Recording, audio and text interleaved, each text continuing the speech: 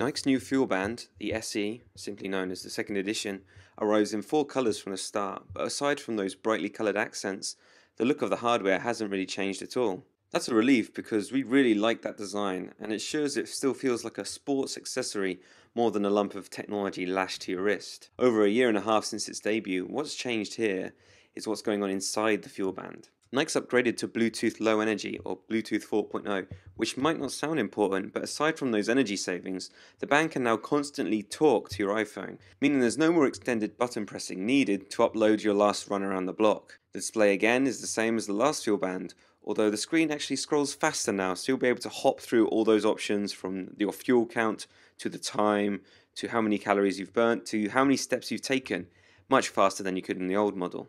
New hardware also means new software features, and one of the main ones here is Sessions. This allows you to start and set endpoints for specific exercises and activities.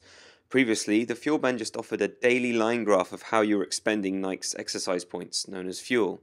Now you can actually earmark the jog or gym session and reflect on how hard it went. Yes, the FuelBand is still the social butterfly of fitness trackers and connects to both your contact book on your iPhone and your Facebook profile to suggest people you should be racing against. There's also the option to set up new separate groups, meaning you can compare training notes with a running group or just check on who's the laziest member of your family. The second new feature is all about winning the hour. Just hearing the term makes us groan, but its aim is to ensure FuelBand users are more active than just a light jog in the morning and the occasional game of tennis at the weekend. Fortunately, to prove you've been active in the last hour, the hurdle is set intentionally low.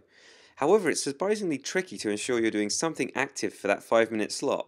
It's definitely got good intentions, but we just wish the reminder, currently a tiny dot on the band's display, was a little bit more pronounced. Nike's FuelBand is up against a lot more competition than it was when it first debuted back in 2012. We've seen and been impressed by the likes of Fitbit's Force and Jawbone's Up 24, and these are both on sale at a similar price to the FuelBand. These devices are all pitched at the same crowd, and while Nike's sleep tracking is probably the worst of the bunch, the FuelBand is the best at getting users to compete, in the friendliest possible way, with friends and family. It's also very easy to understand and set up. The FuelBand SE resolves one of the biggest issues we had with its predecessor, the battery life.